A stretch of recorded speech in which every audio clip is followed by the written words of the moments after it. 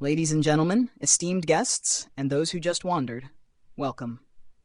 Today we're diving into the magical, mystical, and utterly mystifying world of inner engineering. Not the kind where you fix your car's engine or build bridges. Nope, we're talking about the inner workings of that perplexing contraption called the human mind. And who better to guide us on this journey than the wise and wonderful Sadhguru? Part 1. The Art of Being Unhinged, in a good way. First, let's get one thing straight. Sadhguru talks a lot about how we need to engineer ourselves from within. Sounds serious, right? But think about it. If you were actually an engineer for your own mind, would you hire yourself? I mean, half the time, we can't even decide what to have for dinner. Yet here we are, expected to navigate the complexities of our own consciousness. Hilarious, isn't it? You see, Sadhguru suggests that to truly transform ourselves, we need to start with the basics. Like breathing. Yes, breathing. That thing you've been doing your entire life without even trying. Now, according to the great sage, you've been doing it wrong. How? By not utilizing your full breathing capacity, often engaging in shallow, inefficient breathing patterns. But that's the beauty of inner engineering, rediscovering the obvious in the most convoluted way possible. Part 2. The cosmos. Next up, the universe. Sadhguru has this knack for making you feel like a tiny speck in the grand cosmic plan, yet incredibly significant at the same time. It's like being the star of a reality show that only you are watching. Imagine if the universe had a sense of humor and your life was its longest-running gag. Maybe it is true?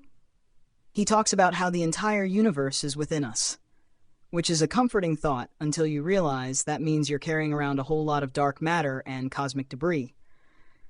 And let's not forget the vacuum of space. That's like the empty part of your brain when someone asks you to do math. Part 3. Meditation, the ultimate inside joke. Meditation, according to Sadhguru, is the path to enlightenment. But let's be honest here.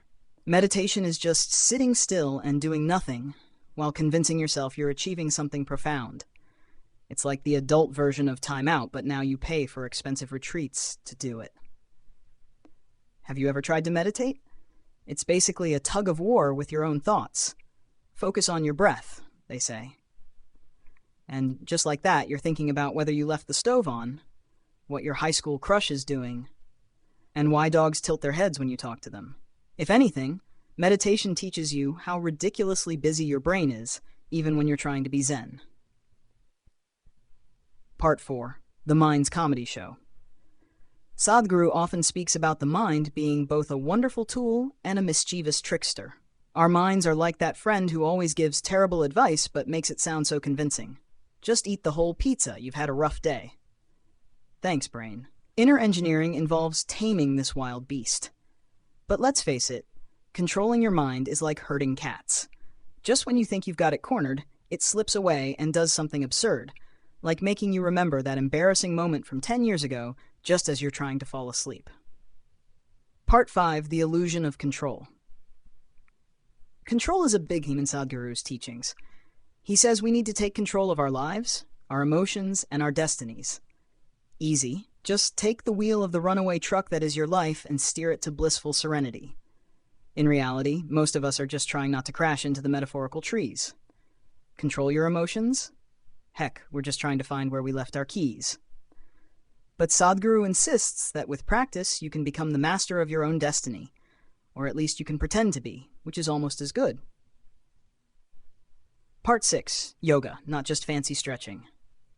Yoga, the physical manifestation of inner engineering. Sadhguru tells us it's more than just a workout. It's a way to align our bodies, minds, and spirits. But have you ever tried yoga?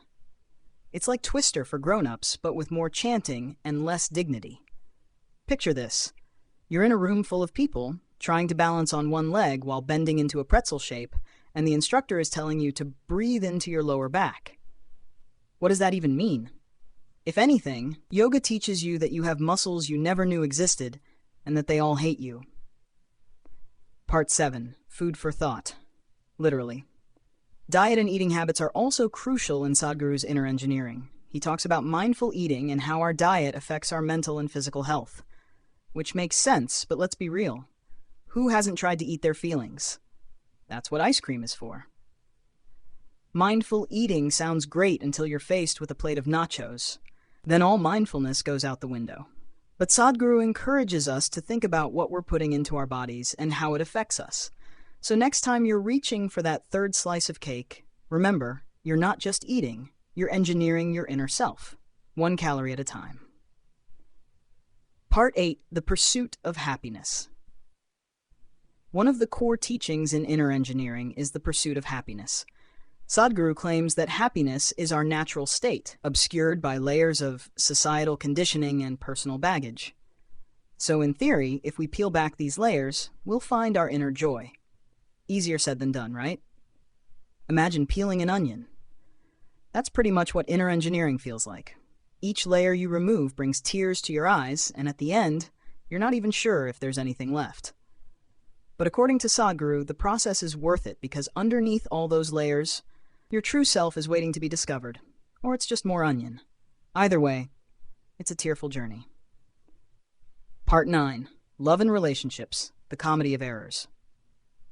When it comes to love and relationships, Sadhguru has some profound insights. He says that true love is about being in tune with your own inner self, which sounds lovely until you realize how hard it is just to get along with your own mind, let alone another human being. Relationships are like a sitcom. There are misunderstandings, hilarious mishaps, and occasionally sweet moments of genuine connection. Sadhguru suggests that by understanding ourselves better, we can improve our relationships with others. It's all about aligning our energies and being present. Or you could just binge-watch rom-coms and take notes. Both methods have their merits. Part 10. The Ultimate Goal, Self-Realization.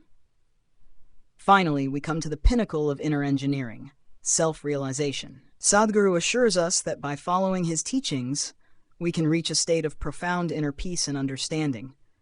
It's the spiritual equivalent of finding the Holy Grail, but with more meditation and fewer nights. Self-realization is like the final boss in a video game. You've fought your way through all the levels, meditation, yoga, mindful eating, and so on, and now you're ready to face the ultimate challenge. Spoiler alert, the final boss is you. The real you, without all the pretense and societal conditioning. And when you finally beat that boss, you unlock the greatest achievement of all, being content with who you are. Conclusion. Laughing all the way to enlightenment. In conclusion, Sadhguru's inner engineering is a profound journey of self-discovery and improvement, wrapped in the enigma of spiritual wisdom. But who says self-improvement has to be serious all the time? Sometimes, the best way to navigate the complexities of the human mind is with a good laugh and a healthy dose of sarcasm. We are all going to die anyways, right? So, let's embrace the absurdity of our existence, laugh at our own follies, and remember that the path to enlightenment doesn't have to be a solemn march. It can be a joyful, hilarious dance. And as we engineer our inner selves, let's not forget to enjoy the ride, bumps and all. Thank you. And may your inner engineering be as entertaining as it is enlightening.